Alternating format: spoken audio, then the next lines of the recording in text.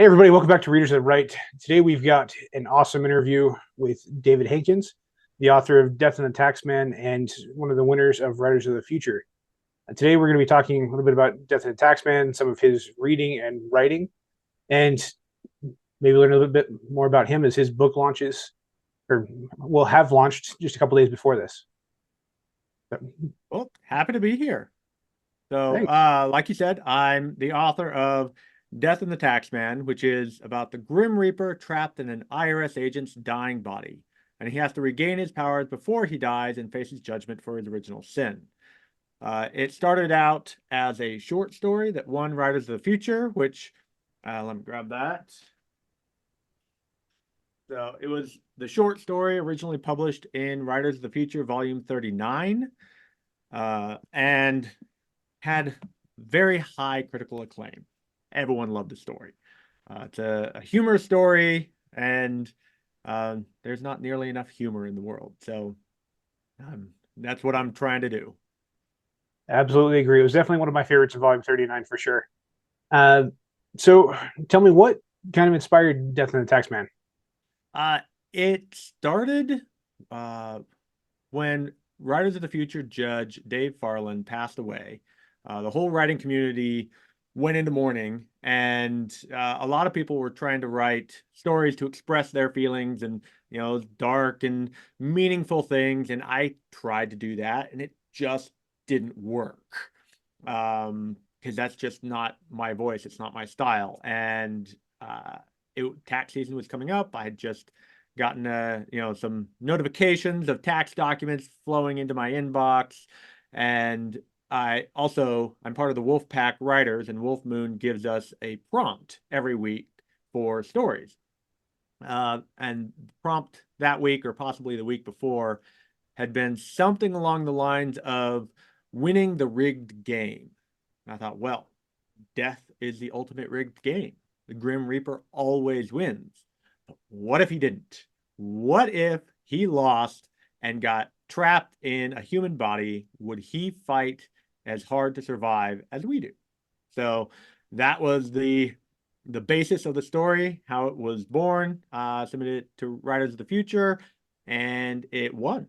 So took that, expanded it into the full-length novel, which is coming out on tax day, or well, I guess once this publishes, it'll have just come out on April 15th, available wherever fine books are sold. Awesome. So, what has your experience been with Writers of the Future? How have they helped you, and why should people be submitting to it? Writers of the Future is fantastic. So, their big thing, their premise really is finding the next generation of authors. And they do that through the contest, which is blind judged and gets thousands of entries every quarter. The winners they bring into Hollywood for a 1 week seminar and a red carpet gala, which is, everyone gets up, gives their speeches before a live audience of millions of people. My hands may have been shaking a little bit. But that was really the gala was the icing on top of the cake. The week of Writers of the Future was truly fantastic. I got to sit in small classes with experts in science fiction and fantasy who have been writing in the genre for decades. And, had a couple of hero moments where I'm like, oh my goodness, that's Dean Wesley Smith that is now sitting in front of the class. Hi, Dean. So yeah, it was really a great chance to sit and learn and just soak it all in. And then after that week, they have done a fantastic job of helping promote me as I'm helping promoting them. So I've done a couple of podcasts with them on the Writers of the Future podcast. I get a phone call from them probably once every month or so, saying, hey, we found a relatively local bookstore. You want to go do a signing? We've got an online event doing signings and readings and stuff like that. So lots of exposure coming from it, as well as the instructors, the other authors would say, hey, if you have a question, if you have a problem, email us. I'm like, I'm not emailing Kevin J. Anderson for just any problem. But then I came up with one that involved, a legal question for Hollywood. I'll just leave it at that. And so I sent him an email. Within about 4 hours, he wrote back and he's like, hey, here's what you can do, what you can't do. Here's what you absolutely shouldn't do. And if this progresses, take these steps. And it was very, friendly conversational tone, just an author helping another author in a pay it forward kind of mentality, which is really what Writers of the Future is. They pay it forward in an amazing way. So have absolutely loved my experience with them since winning the contest. That's awesome. I've loved working with them over the last couple of years, and it's been Mhm. fantastic for to see how involved they actually are. Oh yeah. So, what kind of research went into Death and the Taxman? Did you deep dive that, or was it more off the cuff? It was more off the cuff. Um, it, I was writing about a location I knew. I used to live in Colorado Springs, so I pulled in some actual locations. Edelweiss Restaurant is a place where my wife and I used to go. So yeah, a lot of it was just off the cuff. The the magic system and the spirits, angels, demons, all that stuff is pulled from your traditional Judeo-Christian background. So yeah, a lot of it was really off the cuff. Awesome. Are you more of a plotter, pantser, somewhere in the middle? I'm a plotzer.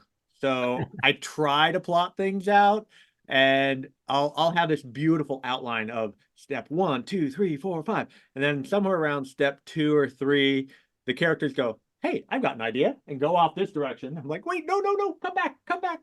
And so, all right, let me rewrite the plot. And then they get over to wherever they were at and they're like, actually, I want to go over here now. And so I I try to plot. I'm probably about 50-50 plotter, pantser. So Okay, I'm leaning into it because that's what I've discovered. It is my method. and that's fair. I totally get it. I'm somewhere in the middle too. Um, so once you get everything written, who reads it first? How many drafts do you go through? Um, my first reader is my wife, who is not an author, but she is a very avid reader. So she provides really good feedback on things that worked, things that didn't.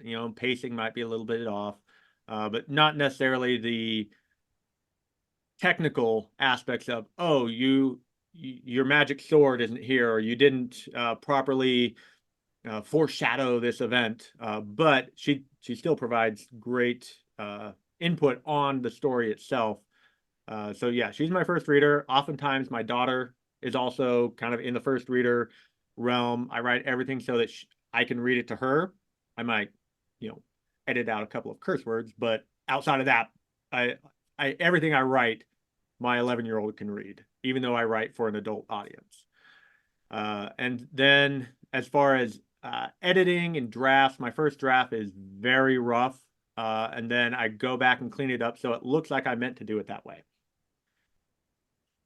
There you go. Um, what does your writing routine look like? Every author has something unique they do, but Routine would be wonderful. Um, I write when I can find time, when I can carve it out. The some days I don't write at all just because I got the day job still, have to pay the mortgage. Um, Other days I'll get maybe a couple of hundred words. And then some days I can, like this week, I managed about 8,000 words over 2 days for a short story I was writing. And so that was fantastic. Um, so yeah, it's really a matter of when I can carve out time. makes sense. I'm kind of the same way. So while you're writing in your writing process, do you read a lot? Oh yeah. And what type of stuff do you read? Yep. I read lighthearted science fiction fantasy, maybe a little bit of action adventure. Um, but like this past week, I just finished the book. I don't have it down here, but I just finished Typewriter in the Sky by L. Ron Hubbard, which was recommended to me from John Goodwin, president of Galaxy Press, which published this lovely volume. Um, and it, it was absolutely hilarious. And that lighthearted tone mixed in with the action adventure is exactly what I'm trying to write. And so that has been helping inspire me for my writing style. And so I try to read at least one book a month. Sometimes more if they're shorter books. Sometimes if I get a longer tome, it takes a little bit longer. But yeah, I love to read, and so the the reading that I do helps inspire what I'm writing. So therefore, I'm not going to read dark and depressing things because that's not what I write. Makes sense. Were there any books that inspired you to start writing or have influenced you heavily? Influenced me heavily, absolutely. My writing journey started in the oral tradition of telling my daughter bedtime stories in order to get her to go to sleep. I stole from the classics, chucked the protagonist, put her in, so she was the one saving Sleeping Beauty. And clearly my plan to get her to fall asleep failed miserably.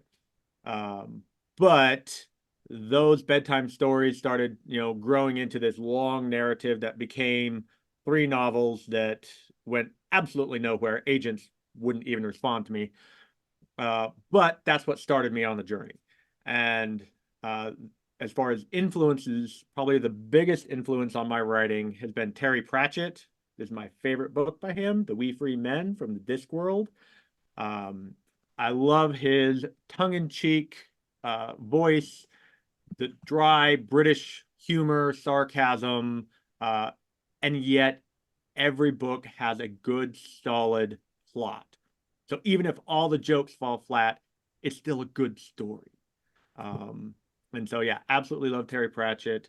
Another one, one of the authors I've followed forever is David Weber. He writes primarily space opera, uh, science fiction, but I love the characterization that he puts into his characters. Even though he didn't spend time in the military himself, he really understands the military mindset. And so I learned a lot of leadership lessons reading his books. And yeah, just the way that he draws out characters makes you really care for them is one of the things I loved about his Honor Harrington series. And then another one that I was just writing about this one today in my uh, author newsletter, The Lost Bard's Letter. It's called The Lies of Locke Lamora by Scott Lynch. I found this book in 2010 in a soldier-free library in Iraq. Libraries would send boxes of books over to Iraq and Afghanistan, and then they just kind of get put up at the USO, and soldiers could take one, leave one, kind of library thing. And so I found this one, read it during convoys when I wasn't actually the one driving, when I was passenger in the back seat, or on flights because I did a lot of traveling around Iraq. And yeah, absolutely love this book. Again, characterization, that dry, snarky humor, um, and it's a really good story. So yeah, that's one I would recommend. Um, so yeah, I've had a lot of other authors, Terry Brooks, Terry Goodkind, um, yeah, just a lot of reading that I've done that has influenced my writing over the years. It's kind of what I have is an amalgam of everything I've read. That's awesome. So, how long did it take you to write your novel or your short story, and what did that process kind of look Short like? story took me uh, perhaps a month. Then it went through a few edits. I got it edited by Wolf Moon, which if you're able to get an edit by a professional editor like that, absolutely take it because he found a couple of logic errors that I had missed. Helped me fix those. As well as just cleaning it up. So yeah, about a month or so on Death and the Okay. Taxman, the short story. The novel I started writing the same week I got the call from Joni at Writers of the Future that I'd won. I sat down and I just started typing. And it took me about, let's see, August to April for the first draft. And then the final draft where I thought it was ready was it actually was that coming August. So 1 year is my writing timeline, and I'm working on the sequel right now, Death and the Dragon, and I'm looking at about 1 year. I'm 2/3 the way through the book right now, and I should be running a Kickstarter for that come September, which is about a year since I started writing it. That's awesome. Looking forward to it. Um, what made you decide to go with the publishing method you have chosen for Death and the Taxman? No, I am going self-publishing, also sometimes called indie, but not to be confused with a small indie publisher. Um, so yeah, I'm self-publishing, set up my own LLC for that. And what really helped me make that decision was Writers of the Future. I was there. The main instructors came from the world of traditional publishing, and they were telling all these stories of the great things about it, the horrible things about it, and the horrible things about it were I was just like, I don't want to go through that. It sounds bad. But I was on the edge. I wasn't sure if I wanted to go traditional or not because self-publishing is a lot of work. Mhm. But then Dean Wesley Smith got up for that class I talked about, and he talked about the history of publishing, which sounds like a very dry topic, but I found it fascinating. He talked about every 50 years, the publishing industry goes through a major shift. And right now, we are in the second half of our major shift, which we started out this cycle is traditional publishing. You know, we've got the big publishing houses that are slowly consolidating. We got the big five right now. But then in 2012, Kindle came out. Self-publishing suddenly became easy. And that has grown and expanded and become this whole new world as the traditional publishing has declined. Now, what the new publishing design will look like at the end of this cycle, nobody knows.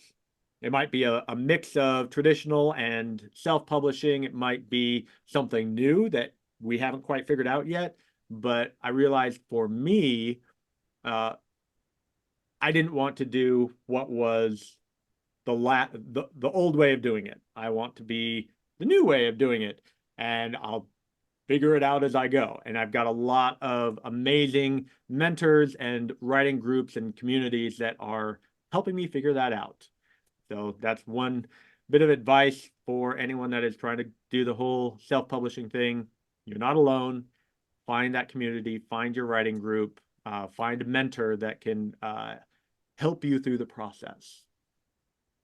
Absolutely. So I guess that leads into my next question. If you give advice to your earlier self when you were starting your writer's journey, what would that be? Two things. So first, learn the craft. I wrote those 3 novels alone and unafraid, and I was like, I know, I read all the time. I know how a story goes together, and so I put them together. And having gone back and reread them, I'm like, oh, that's why the agents weren't even responding. They're bad. I mean, great core of a story, but the craft of actually writing it, if I'm ever going to publish them, they have to be rewritten from the ground up. I didn't realize I needed to learn my craft. Those words were practice. And then I found Writers of the Future. They have their free online writing course, self-paced, absolutely amazing. It's got videos and essays and assignments to do that helped me write my first short story, which I then submitted to Writers of the Future, and it got honorable mention, which was the first positive I've ever gotten back. So I wish I'd started learning earlier, I guess is my point. So learn your craft, and then second, don't quit.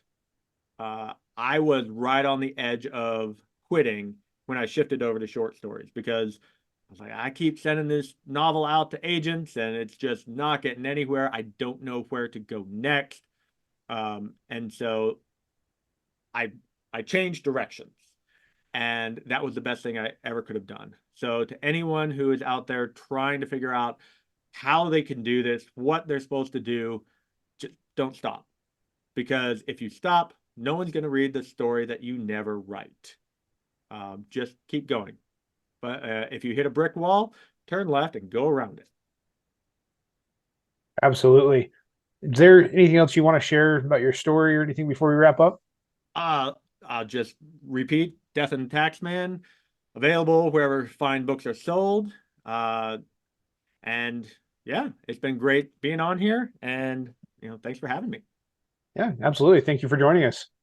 And can't wait for everybody to actually get to experience Death and Taxman. It's one of my favorites, Oh, thank both you. the novel and the short story. Yeah, I had a lot of fun writing it. Definitely. Well, thank you.